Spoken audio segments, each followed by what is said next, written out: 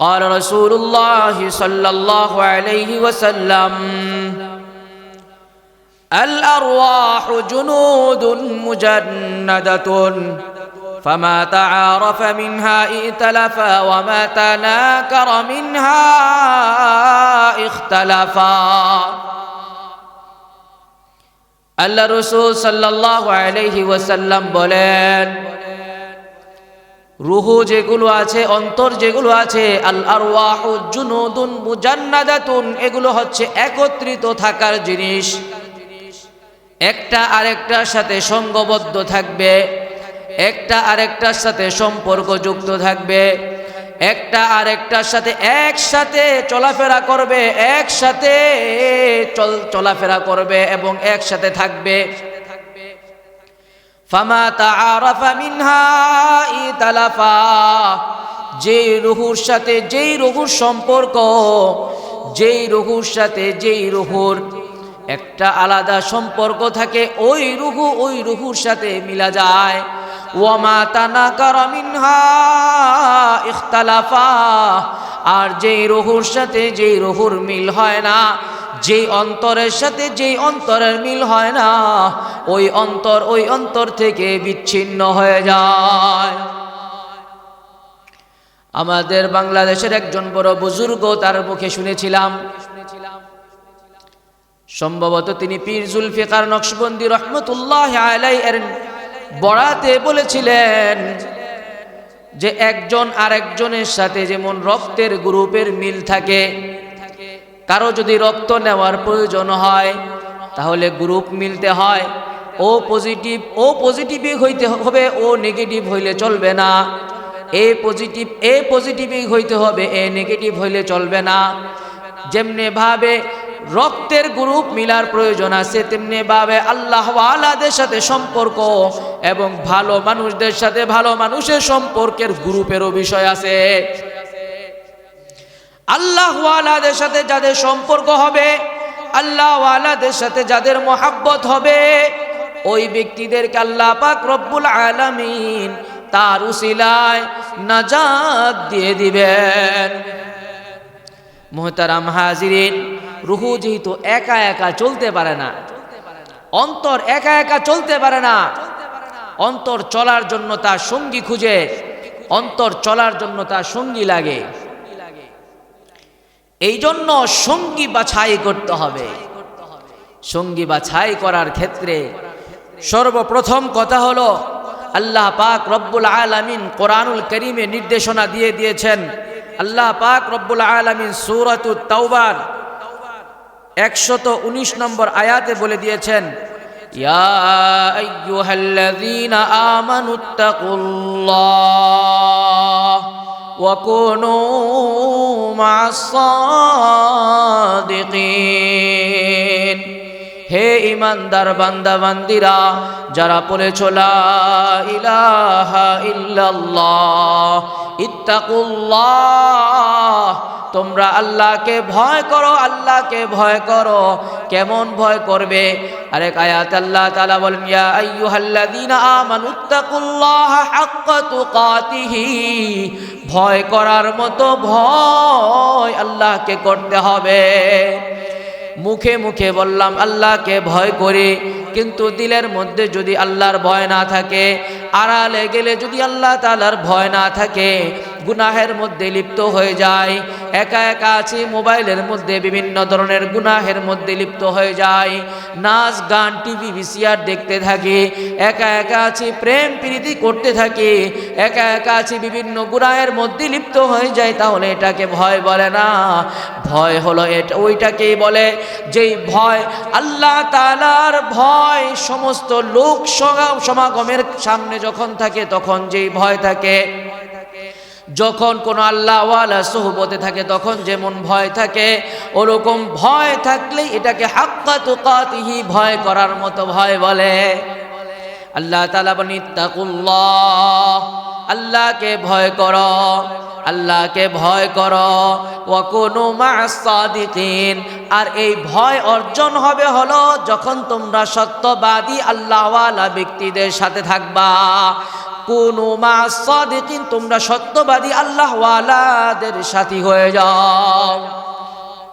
মুহতারাম হাজিরিন, যারা যাদের সাথে থাকে তারা তাদের সাথে একটা সম্পর্ক থাকে, তাদের সাথে আলাদা একটা মহাব্বত থাকে, তাদের সাথে একটা সম্পর্কের কারণে দেখা যায় ওই ব্যক্তির মধ্যে যেই গুণগুলো আছে এই গুণগুলো আমার মধ্যেও চলে আসে।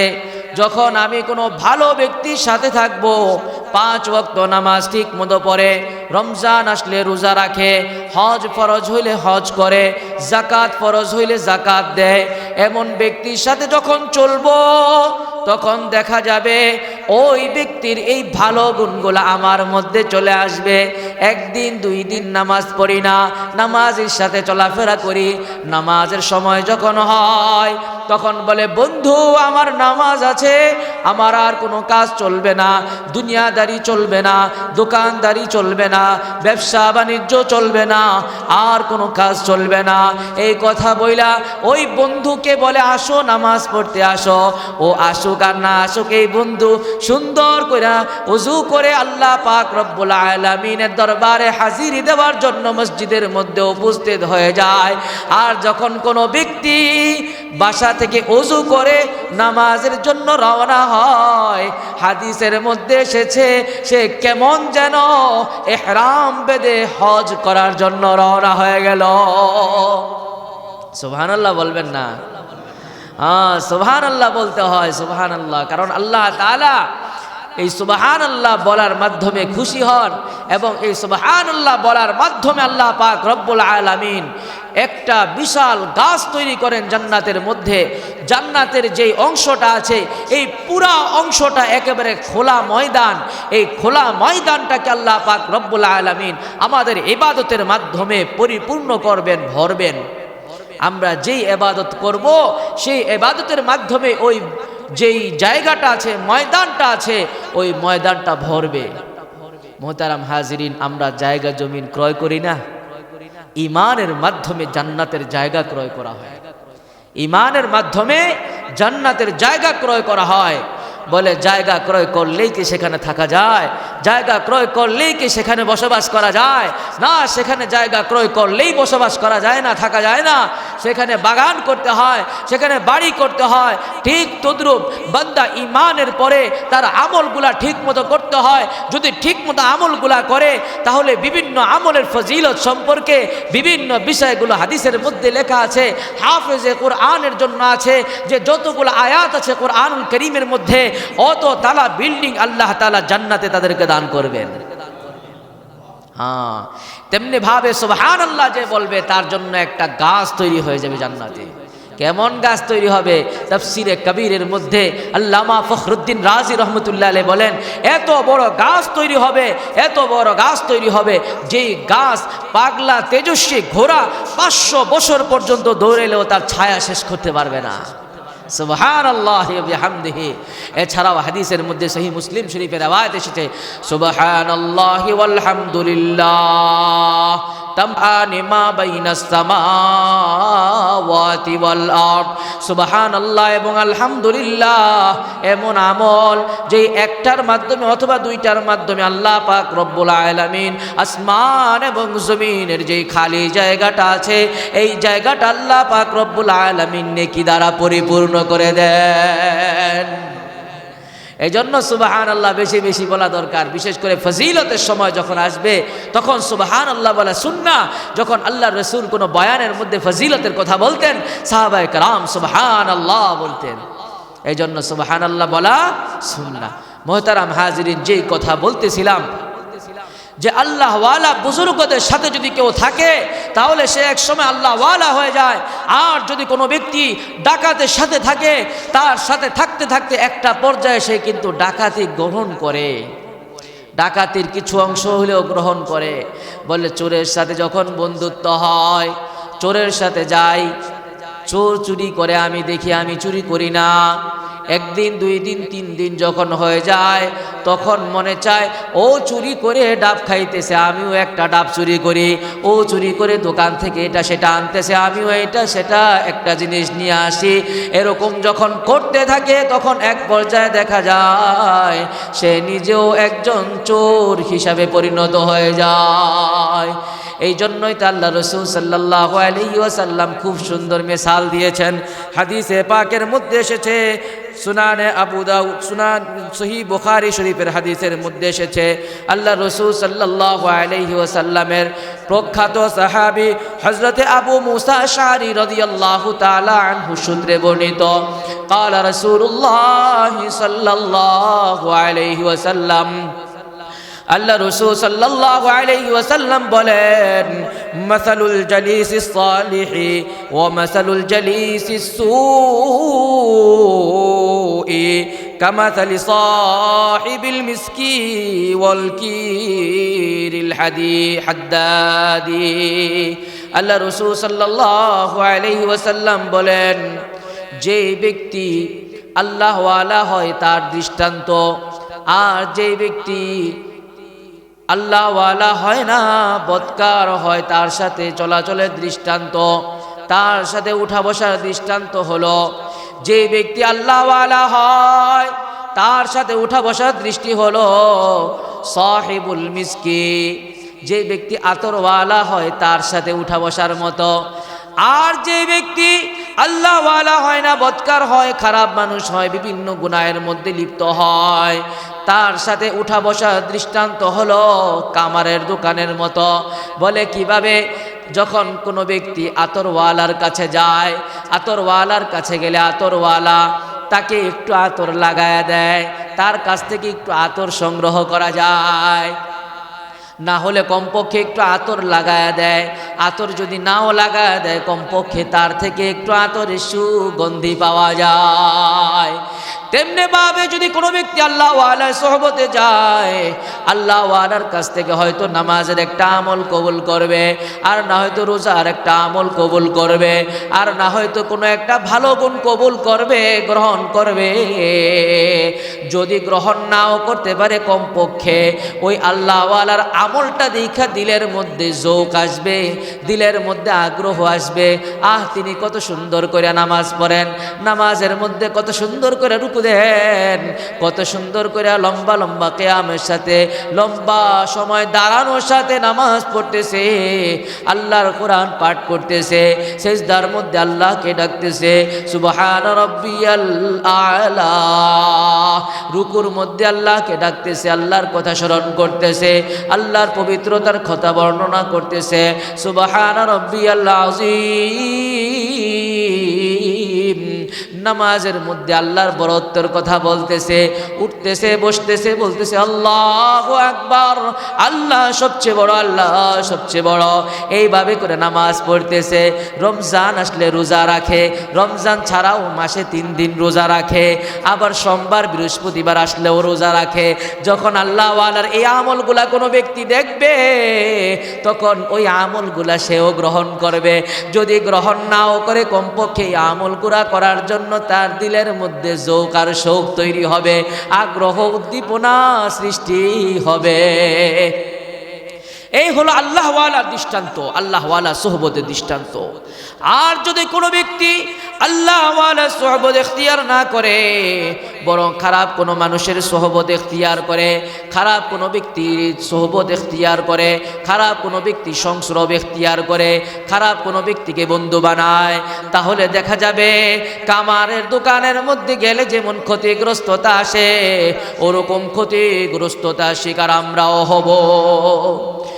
কামারের দোকানে যখন মানুষ যায়, তখন ওই কামারের দোকানে যখন পাশে দাঁড়ায় থাকে, পাশে দাঁড়ায় থাকলে দেখা যায় যখন কামারের দোকানের মধ্যে এরকম হাফর মারতে থাকে, আগুন জ্বালাইতে থাকে, আগুন জ্বালানোর সময় একটা আগুনের গোল্লা যখন আমার গায়ের মধ্যে পড়বে, গায়ের মধ্যে পড়ার কারণে সাথে সাথে দেখা যাবে আমার কাপড়টা জ্বলা যাবে, কাপড়টা জ্বলা যাবে, মাঝে মধ্যে দেখা যাবে আমার গায়ের মধ্যে লেগে গেলে গা পর্যন্ত জ্বলা যাবে। যদি ওই আগুনটা আমার গায়ে নাও লাগে, কমপক্ষে ওই কামারের দোকানের যে দুর্গন্ধ বন্ধ, ওইটা থেকে আমরা খালি থাকতে পারবো না।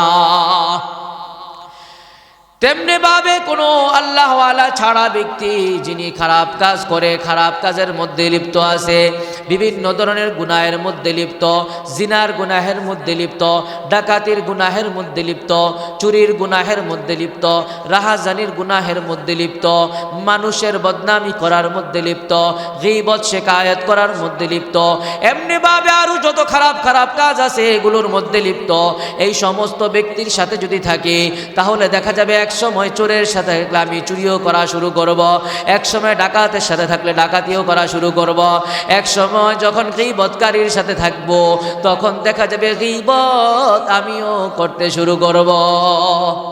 গীবত হলো এমন একটা জিনিস যেই জিনিসটা মানুষের কাছে খুব ভালো লাগে। আমাদের বুজুর্গানে দিন বয়ানের মধ্যে খুব সুন্দর করে বলেন, মানুষ গীবতকে আজকাল গীভাত মনে করছে। গীভাত খাইলে যেমন মজা লাগে গীবত করলে ওরকম মজা লাগে। মুহতারাম হাজিরিন, অথচ গীবতের কথা কত কঠিনভাবে আল্লাহ পাক রব্বুল আলামিন বলেছেন। সূরাতুল হুজুরাতের এক আয়াতের মধ্যে আল্লাহ তাআলা বলেন, ইয়া আইয়ুহাল্লাযীনা আমানু ইজতানিবু কাসীরাম মিনাজ-যন ইন্না বা'দায-যন্নি ইসমুন ওয়া লা তাজাসসাসু ওয়া লা ইয়াগতাব বা'দুকুম বা'দা আইয়ুহিব্বু আহাদুকুম আন ইয়াকুলা লাহমা আখীহি মাইতান ফাকারিহতুমুহু واتقوا الله إن الله تواب رحيم। আল্লাহ পাক রব্বুল আলামিন বলেন, ইয়া আইয়ুহাল্লাযীনা আমানু, ও ঈমানদার বান্দা বান্দিরা, ইজতানিবু কাসীরাম মিনাজ-যন্নি, বেশি বেশি ধারণা করা থেকে তোমরা পরিহার করো। বেশি বেশি ধারণা কইরো না।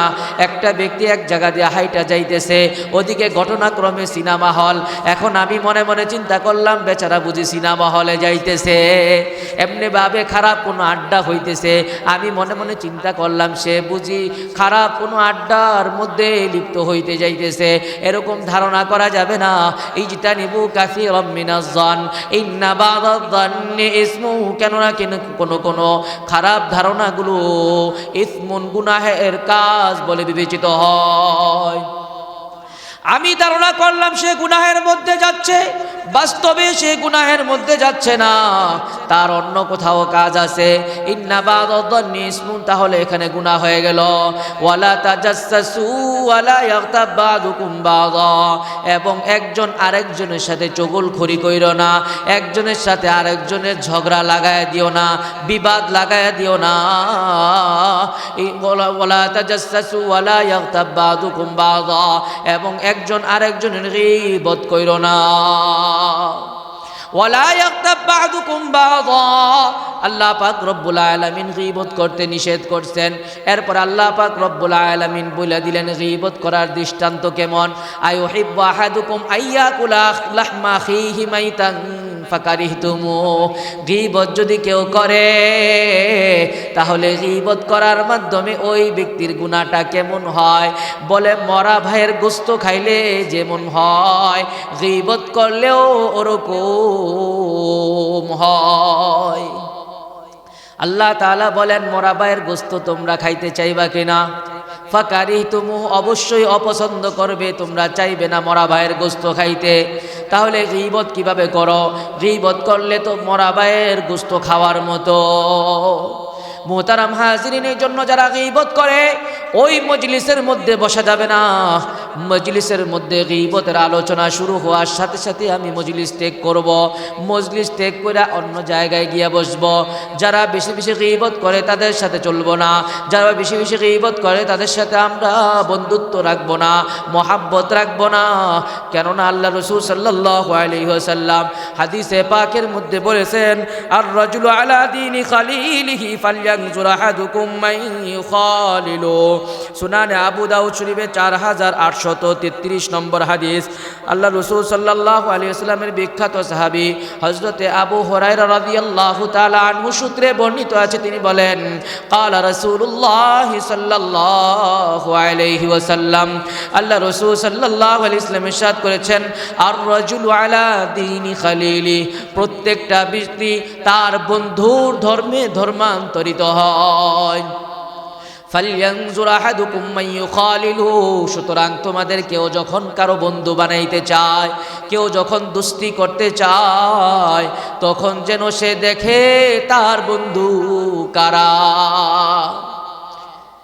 সোহবতে সালেহ তোরা সালেহ কুনা, সোহবতে তালেহ তোরা তালেহ কুনা। যখন কেউ আল্লাহওয়ালাদের সোহবতে থাকে, আল্লাহওয়ালা বুজুর্গদের সোহবতে থাকে, তখন সে ওই ব্যক্তিটাকেও আল্লাহওয়ালা বানায়া দেয়। আর যখন কোনো খারাপ ব্যক্তির সোহবতে থাকে, খারাপ ব্যক্তির সাথে উঠা বসা থাকে, তখন ওই খারাপ ব্যক্তির খারাপ গুণগুলা সে গ্রহণ করে। মুহতারাম হাজিরিন, এই জন্য এক আরবি কবি খুব সুন্দর করে বলেছেন, আনিল মারই লা তাসআল ওয়াসআল আন কারিনিহি ফাকুল্লু কারিনিন বিল মাকারিন ইয়াক্তাদি ফাইন কানা যা শাররিন ফাজানিবহু সুরাতান ওয়া ইন কানা যা খাইরিন ফাকারিনহু তাহতাদি। আনিল মারই লা তাসআল ওয়াসআল আন কারিনিহি, কোনো ব্যক্তি সম্পর্কে জিজ্ঞাসা করার দরকার নাই, কোনো ব্যক্তি সম্পর্কে জিজ্ঞাসা করা দরকার নাই অমুকে কেমন, বরং তার বন্ধুদের খোঁজ নাও, তার বন্ধুরা কেমন। ফাকুল্লু কারিনিন বিল মাকারিন ইয়াক্তাদি, কেননা প্রত্যেক বন্ধু তার বন্ধুর অনুসরণ করে, অনুকরণ করে। ফাইন কানা যা শাররিন ফাজানিবহু সুরাতান, যদি ওই বন্ধু খারাপ হয়, ফাজানিবহু সুরাতান, তাহলে তার থেকে অতি দ্রুত তুমি দূরে সরে যাও। ওয়া ইন কানা যা খাইরিন ফাকারিনহু তাহতাদি, আর যদি বন্ধু ভালো হয় তাহলে কারিনহু, তার সাথে বন্ধুত্ব করো, তাহতাদি, তাহলে তোমাকে সে সরল পথ দেখাবে। বুঝা আসে কিছু? ভালো বন্ধু হইলে ভালো দিকে নিয়ে যাবে, আর খারাপ বন্ধু হইলে খারাপ দিকে নিয়ে যাবে। মুহতারাম হাজিরিন, হযরতে আলী ইবনে আবি তালিব রাদিয়াল্লাহু তাআলা, হযরতে আলী ইবনে আবি তালিবের পিতা আবু তালেব, তিনি রাসূলুল্লাহ সাল্লাল্লাহু আলাইহি ওয়াসাল্লামের চাচা ছিলেন, খুব মহব্বতের চাচা। কেমন চাচা? বলে অনেক সময় দেখা যায় না ভাতিজাদের দেখভাল করে, ভাতিজাদের খেয়াল রাখে, এরকম চাচা থাকে না, হ্যাঁ, সব কিছু খেয়াল রাখে। বলে কেমন খেয়াল রাখতো? আবু তালেব এমন খেয়াল রাখতো যে তার অন্যান্য সন্তানদেরকে একটা বাসনে সবাইকে খাবার দিত, কারাকারি করে একজন আরেকজনেরটা খেয়ে ফেলতো। জনাবে রাসূলুল্লাহ সাল্লাল্লাহু আলাইহি ওয়াসাল্লাম, তিনি নবীয়ে রহমত, তিনি আদল ও ইনসাফ প্রতিষ্ঠা একেবারে যখন দুধের শিশু ছিলেন তখন থেকে করেছেন। সেই জনাবে রাসূলুল্লাহ তো কারাকারি করে খেতে পারেন না, তিনি আলাদা থাকতেন। আবু তালেব যখন বিষয়টা দেখছে, দেখা বলে না, আমার ভাতিজা মুহাম্মদকে একসাথে খাবার দেওয়া যাবে না, তার জন্য আলাদাভাবে আলাদা বাসনে আলাদা খাবারের ইন্তজাম করা হবে। আরও কেমন ভালোবাসতো, বলে রাসূলুল্লাহ সাল্লাল্লাহু আলাইহি ওয়াসাল্লামকে কখনো একা ছেড়ে দেননি। আবু তালেব রাসূল সাল্লাল্লাহু আলাইহি ওয়াসাল্লামের অনেক প্রিয় চাচা ছিলেন। এই আবু তালেব রাসূল সাল্লাল্লাহু আলাইহি ওয়াসাল্লামের এত প্রিয় চাচা হওয়া সত্ত্বেও এই আবু তালেবের কপালে কিন্তু ঈমান জুটে নাই। কি জন্য ঈমান জুটে নাই? ঈমান না জুটার বড় কারণ হলো, আফসোসের কারণ, সেটা হলো তার বন্ধু আবু জাহেল, উতবা, শাইবা এবং যারা তার খারাপ খারাপ বন্ধু ছিল তারা। আবু তালেবের যখন ইন্তেকাল হয়ে যায়, মুমূর্ষু অবস্থায় আবু তালেব শুয়ে আছে, জনাবে রাসূলুল্লাহ সাল্লাল্লাহু আলাইহি ওয়াসাল্লাম বললেন, চাচা আপনি একবার শুধু লা ইলাহা ইল্লাল্লাহ বলেন, মুহাম্মাদুর রাসূলুল্লাহ বলা লাগবে না, এক আল্লাহর প্রতি বিশ্বাস করেন, এক আল্লাহ ছাড়া আর কোনো মাবুদ নাই, এই কথাটা আপনি বলেন। কিন্তু আবু তালেব এই কথাটা যখন বলতে শুরু করবে, সাথে সাথে তার যে বন্ধু বান্ধব তারা বলতেছে, আবু তালেব তুমি সারা জীবন আমাদের নেতা ছিলে, সারা জীবন আমাদের একজন গ্রহণযোগ্য ব্যক্তিত্ব ছিলে, আজকে তুমি ইন্তেকালের সময় সবই হয়ে নিজে ধর্ম ত্যাগ করে বাপ দাদা ধর্ম ছেড়ে মুহাম্মদের ধর্ম নিয়ে ইন্তেকাল করবে, এটা কিভাবে হয়? আবু তালেব বলে, ভাতিজা আমি তোমাকে সমর্থন করি, কিন্তু আমি এই কথা মুখ দিয়ে নিতে পারবো না। ইন্নাকা লা তাহদি মান আহবাবতা ওয়ালাকিন্নাল্লাহা ইয়াহদি মান ইয়াশা। ইন্নাকা লা তাহদি মান আহবাবতা ওয়ালাকিন্নাল্লাহা ইয়াহদি মান ইয়াশা। এই ঘটনার পরে রাসূল খুব কষ্ট পাইলেন। আল্লাহ তাআলা বলে দিলেন, ইন্নাকা লা তাহদি, আপনি হেদায়েত দিতে পারবেন না, মান আহবাবতা, আপনি যাকে পছন্দ করেন, ওয়ালাকিন্নাল্লাহা ইয়াহদি মান ইয়াশা, তবে আল্লাহ তাআলা যাকে চান তাকে হেদায়েত দিয়ে দিবেন। হেদায়েত কার হাতে ভাই? আল্লাহর হাতে হেদায়েত, আল্লাহর হাতে। আল্লাহ তাআলা যার ভালো চাইবেন, আল্লাহ তাআলা যার হেদায়েত চাইবেন তাকে হেদায়েতের পথে আনবেন। আর যার কপালে হেদায়েত থাকবে না ওই ব্যক্তি হেদায়েতের মধ্যে আসতে পারবে না। আমরা যতই আল্লাহ ওয়ালাকে আয়না বাইটা তাকে খাওয়ায় দিই, তারপরও হেদায়েত তার আসবে না। হেদায়েত হলো আল্লাহর কাছে। এই জন্য আল্লাহ রাসূল সাল্লাল্লাহু আলাইহি ওয়াসাল্লাম দোয়া করতেন, আল্লাহুম্মা আলহিমনি রুশদি ওয়া আইদনি মিন শাররি নাফসি, আল্লাহুম্মা আলহিমনি রুশদি, হে আল্লাহ আপনি আপনার হেদায়েত আমাকে ঢেলে দিন, ওয়া আইদনি মিন শাররি নাফসি, এবং আমার নফসের খারাপি থেকে আমাকে রক্ষা করেন। হেদায়েতের জন্য আল্লাহ রাসূল নিজেও দোয়া করতেন। হ্যাঁ, সূরা ফাতিহার মধ্যেই তো হেদায়েতের দোয়া আছে, ইহদিনাস সিরাতাল মুস্তাকিম, আয় আল্লাহ আপনি আমাদেরকে সিরাতে মুস্তাকিম দেখান, সরল পথ দেখান, সিরাতাল্লাযীনা আন'আমতা আলাইহিম, ওই সকল ব্যক্তিদের পথ দেখান যাদেরকে আপনি নিয়ামত দান করেছেন। কাদেরকে নিয়ামত দান করেছেন? আল্লাহ তাআলা আরেক আয়াতে বলেন, উলাইকাল্লাযীনা আন'আমাল্লাহু আলাইহিম মিনান নাবিয়্যিনা ওয়াস সিদ্দীকিনা ওয়াশ শুহাদাই ওয়াস সালিহিন। আল্লাহ পাক রব্বুল আলামিন যাদেরকে নিয়ামত দান করেছিলেন তারা হলো নবীগণ, মিনান নাবিয়্যিনা ওয়াস সিদ্দীকিনা, এবং সিদ্দিকগণ, যারা দিনে দিনে, যারা যুগে যুগে সত্যবাদী ছিলেন, সত্যের দাওয়াত দিয়েছেন, সত্য কথা বলেছেন, তাদেরকে সিদ্দিক বলা হয়। ওয়াস শুহাদা, এবং যারা আল্লাহ তাআলার রাস্তায়, আল্লাহর দ্বীন কায়েম করার জন্য আল্লাহর জমিনে যারা আল্লাহর রাস্তায় শহীদ হয়ে যায়, নিজের জীবনটাকে কোরবান দিয়ে দেয়, ওই সকল ব্যক্তিকে আল্লাহ তাআলা নিয়ামত দান করেছেন। ওয়াস-সালিহিনা, এবং যারা আল্লাহ ওয়ালা বুজুর্গ হয় তাদেরকে আল্লাহ পাক রব্বুল আলামিন নিয়ামত দান করেছেন। তো আমরা যদি আল্লাহ পাক রব্বুল আলামিনের কাছ থেকে হেদায়েত চাই তাহলে এইভাবে হেদায়েত চাইতে হবে। আল্লাহ আপনি আল্লাহ ওয়ালা যাদেরকে নিয়ামত দান করছেন, যাদেরকে আপনি হেদায়েতের দৌলত নসিব করছেন, তাদের মতো হেদায়েতের দৌলত আমাদেরকেও দান করেন। পারবো ইনশাআল্লাহ দোয়া করতে এইভাবে? হ্যাঁ, এভাবে দোয়া করব, আল্লাহ আপনি আমাকে হেদায়েত দান করেন। হেদায়েত দরকার ভাই, হেদায়েত দরকার। হেদায়েত না হলে আর কিছু হবে না। হেদায়েত মানে হচ্ছে সরল পথ, সোজা পথ। হ্যাঁ, যাওয়ার জন্য মনে করেন একটা রাস্তা আছে সোজা, আর অনেকগুলা রাস্তা আছে আঁকা বাঁকা। হ্যাঁ, যেই রাস্তার মধ্যে গেলে কোথাও সাপের ভয়, কোথাও বাঘের ভয়, কোথাও বিচ্ছুর ভয়। এখন মানুষ কি সোজা পথে যাবে না সাপ বিচ্ছুর পথে যাবে? কোন পথে যাবে ভাই? সোজা পথে যাবে, হেদায়েতের পথে যাবে। ওই হেদায়েতের পথ হলো সিরাতে মুস্তাকিম।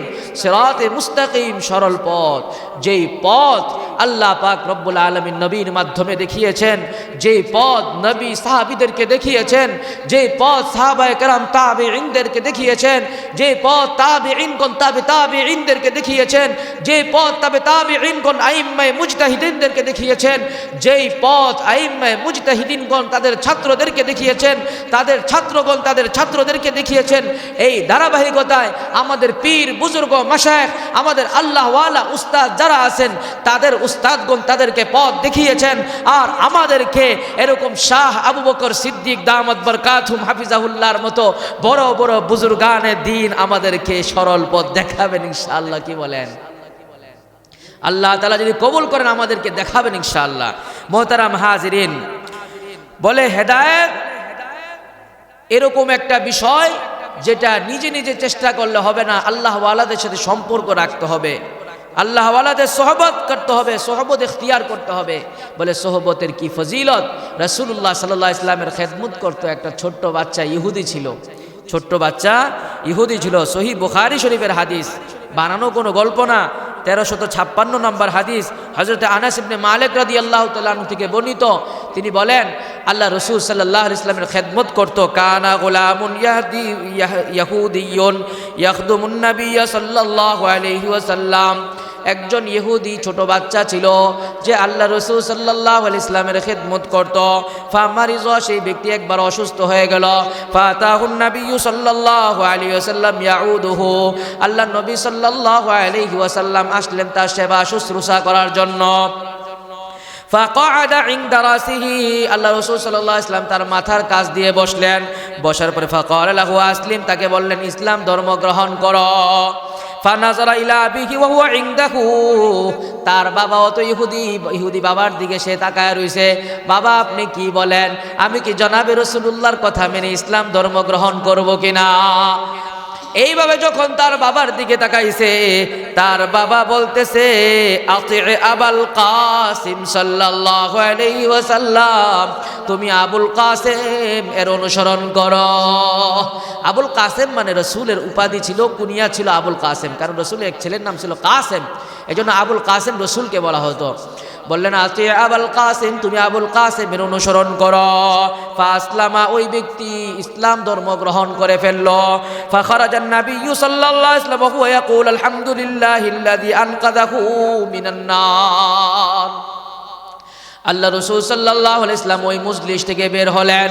বের হওয়ার সময় বলতেছেন আলহামদুলিল্লাহিল্লাযী আনকাযাহু মিনান নার, সমস্ত প্রশংসা ওই আল্লাহ পাক রব্বুল আলামিনের, যিনি এই ছেলেটাকে তার জাহান্নামের আগুন থেকে নিষ্কৃতি দান করলেন, মুক্তি দান করলেন। তো দেখেন এই ছোট ছেলেটা আল্লাহ রসুলের খেদমত করত। খেদমত করার কারণে আল্লাহ রসুল তার মজলিসে তার অসুস্থতার সময় তাকে দেখার জন্য গেলেন। দেখার জন্য যখন গেছেন, আল্লাহ রসুল সাল্লাল্লাহু আলাইহি ওয়াসাল্লামের দিলের মধ্যে দয়া হয়েছে যে এই ছেলেটা জাহান্নামে যাবে, এটা আমার দিল সহ্য করে না। তখন আল্লাহ রসুল তাকে ইসলামের দাওয়াত দিলেন।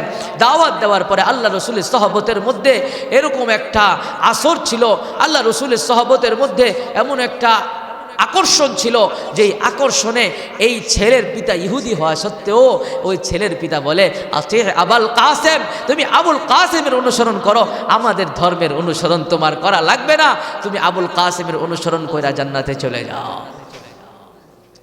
মুহতারাম হাজিরিন, তেমনি ভাবে এই হেদায়েতের পথ যারা গ্রহণ করবে, এই সোহবত যারা ইখতিয়ার করবে, আল্লাহ ওয়ালাদের সংস্রব ইখতিয়ার করবে, তারা সব সময় আল্লাহ তাআলার পক্ষ থেকে একটা আলাদা চার্জ পাবে। চার্জ, মোবাইলে চার্জ দেওয়া লাগে না, এরকম আলাদা চার্জ পাবে। হযরতে হানজালা রাদিয়াল্লাহু তাআলা আনহু রাসূলুল্লাহ সাল্লাল্লাহু আলাইহি ওয়াসাল্লামের একজন বিখ্যাত সাহাবী ছিলেন। হঠাৎ একদিন বের হয়ে গেছেন রাস্তার মধ্যে। সহিহ মুসলিম শরীফের riwayat 2750 নম্বর হাদিস সহিহ মুসলিম শরীফে এসেছে। হযরত হানজালা রাদিয়াল্লাহু তাআলা রাস্তায় বের হয়ে গেলেন। রাস্তায় বের হয়ে বলতেছেন নাফাকা হানজালা, নাফাকা হানজালা, হানজালা মুনাফিক হয়ে গেছে, হানজালা মুনাফিক হয়ে গেছে। এইভাবে যখন হাঁটতেছেন হঠাৎ করে সাইয়্যিদুনা আবু বকরের সাথে দেখা। আবু বকর বলে ও ভাই হানজালা, তুমি কি বলতেছো? নাফাকা হানজালা, নাফাকা হানজালা। হযরতে হানজালা রাদিয়াল্লাহু তাআলা আনহু বলেন ও ভাই আবু বকর, জনাবে রাসূলুল্লাহ সাল্লাল্লাহু আলাইহি ওয়াসাল্লামের মজলিসে যখন থাকে, আল্লাহ রাসূল সাল্লাল্লাহু আলাইহি ওয়াসাল্লামের মজলিসে যখন থাকে, তখন আখিরাতের কথা স্মরণ হয়, আল্লাহর কথা স্মরণ হয়, দ্বীনের কথা স্মরণ হয়, নামাজ পড়তে ভালো লাগে, রোজা রাখতে ভালো লাগে, হজ করতে ভালো লাগে, যে কোনো ভালো কাজগুলা ভালো লাগে। আর যখন রাসূলুল্লাহর দরবার ছেড়ে অন্য কোথাও চলে যাই, পরিবারের কাছে আসি, বাসায় যখন আসি, তখন দিলের অবস্থা এক থাকে না। যদি দিলের অবস্থা দুই রকম হয়, হাদিসের আলোকে বলা হয় দিলের অবস্থা দুই রকম হইলে সে মুনাফিক। তার মানে হানজালা মুনাফিক হয়ে গেছে। রাসূলের দরবারে তার অন্তর একরকম, আর রাসূলের দরবার থেকে বের হয়ে গেলে তার অন্তর আরেক রকম। নাফাকা হানজালা, নাফাকা হানজালা, এইভাবে যখন বলতেছে, আবু বকর যখন দেখলেন হানজালার যে অবস্থা, আমারও তো একই রোগ তো একটাই, তাহলে হানজালা যেহেতু ডিসিশন নিয়েছে এটা মুনাফিকের আলামত, তাহলে তা আবু বকরও মুনাফিক হয়ে গেছে।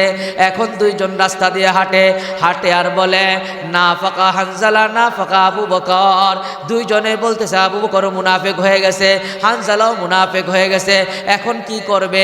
জনাবে রাসূলুল্লাহ সাল্লাল্লাহু আলাইহি ওয়াসাল্লাম তো বাহায়াত, জনাবে রাসূলুল্লাহ সাল্লাল্লাহু আলাইহি ওয়াসাল্লামের দরবারে উপস্থিত, দরবারে নবুয়তে উপস্থিত হইয়া হযরতে আবু বকর চোখের পানি ছাইরা দিয়া বলে না ফাঁকা আবু বকর, আবু বকর মুনাফিক হয়ে গেছে। হানজালা বলে না ফাঁকা হানজালা মুনাফিক হয়ে গেছে। এই কথা যখন বলে রাসূলুল্লাহ সাল্লাল্লাহু আলাইহি ওয়াসাল্লাম বলেন ও হানজালা ও আবু বকর ঘটনা কি বলো? হানজালা আর আবু বকর বলা শুরু করলেন ইয়া রাসূলুল্লাহ ইয়া হাবিবাল্লাহ, আপনার মজলিসে যখন থাকি দিলের অবস্থা থাকে একরকম, আর যখন আপনার মজলিস থেকে চলে যাই তখন দিলের অবস্থা আরেক রকম হয়ে যায়। স্ত্রী সন্তানের প্রতি ভালোবাসা বাইরে যায়, স্ত্রী সন্তানের প্রতি আকর্ষণ বাইরে যায়, দিনের কাজ ভালো লাগে না, নামাজ পড়তে ভালো লাগে না, আপনার দরবারে থাকার মতো আমাদের অন্তরের অবস্থা ঠিক থাকে না। অন্তর যেহেতু দুই রকম হয়ে যায়, এই জন্য অন্তর দুই রকম হয়ে যাওয়ার কারণে আমি মনে করেছি আমি মুনাফিক হয়ে গেছি। আল্লাহ রাসূল সাল্লাল্লাহু আলাইহি ওয়াসাল্লাম বলেন ও হানজালা চুপ করো, কি বলতেছো মুনাফিক হয়ে গেছো? যদি আমার দরবারে থাকা অবস্থায় দিলের যে অবস্থা, দিলের যে হালত আর অবস্থা এটা যেমন থাকে, এই অবস্থা যদি তোমাদের সব সময় থাকতো লাসাফাহাতকুমুল মালাইকাতু ফি ফুরুশিকুম, তাহলে তোমাদের জমিনের মধ্যে তোমরা যখন জমিন দিয়ে হাঁটাচলা করবে, যখন তোমরা বাসা বাড়িতে থাকবে, যেখানেই থাকবে তোমাদের সাথে ফেরেশতারা ডাইরেক্ট মুসাফাহা করত। আল্লাহ রসুল বুঝাইতে চাইলেন গুনার কাজ দিলের মধ্যে আসবেই, দিলের অবস্থা এক থাকবে না, ভিন্নতা আসবে, ভিন্নতা দিলের মধ্যে আসবে। যদি ভিন্নতা না আসে, শুধুই যদি নেক আমলের কথা থাকে, শুধুই যদি নেকির কথা থাকে, তাহলে ওই ব্যক্তি আর মানুষ থাকতে পারে না, ওই ব্যক্তি ফেরেশতা হয়ে যাবে। ফলে ফেরেশতারা তাদের সাথে মুসাফাহা করতে শুরু করবে। তাহলে দেখুন মোহতারাম হাজরিন, আল্লাহ রসুলের সোহবতে সাহাবায়ে কেরাম যখন থাকতেন তাদের দিলের অবস্থাটা কেমন হইতো। আল্লাহ রসুলের দরবার থেকে চার্জ নিতেন, চার্জ। এমন আমরা এই আল্লাহওয়ালা বুজুর্গদের দরবারে আসবো, মাসে একদিন চার্জ নিয়ে যাব। বলে মোবাইলের ব্যাটারিতে যদি চার্জ না থাকে মোবাইল যেমন বন্ধ হয়ে যায়, আমার জীবন গাড়ি, আমার দিনের যে জীবন গাড়িটা আছে, এই দিনইভাবে যদি চার্জ না থাকে ব্যাটারির মধ্যে, ওই দিনই চার্জ না থাকলে কিন্তু এক সময় আমিও ফিউজ হয়ে যাব, শেষ হয়ে যাব। এই জন্য চার্জ নিতে হবে, চার্জ দিতে হবে। আল্লাহওয়ালাদের সোহবতের কি গুরুত্ব। শামাইলে তিরমিজির মধ্যে হযরতে আনাস ইবনে মালিক থেকে বর্ণিত, জনাবে রাসূলুল্লাহ সাল্লাল্লাহু আলাইহি ওয়াসাল্লামের বিখ্যাত সাহাবী আনাস ইবনে মালিক বলেন, লাম্মা কানা ইয়াউমুল্লাযী দাখালা ফীহি রাসূলুল্লাহ সাল্লাল্লাহু আলাইহি ওয়াসাল্লাম আল মাদিনাতা আযা মিনহা কুল্লু শাইইন, ফালাম্মা কানা আল ইয়াউমুল্লাযী মাতা ফীহি আযলামা মিনহা কুল্লু শাইইন ওয়া মা নাফাযনা আনিন নাবিয়্যি সাল্লাল্লাহু আলাইহি ওয়াসাল্লাম আল আইদি হাত্তা আনকারনা কুলুবানা।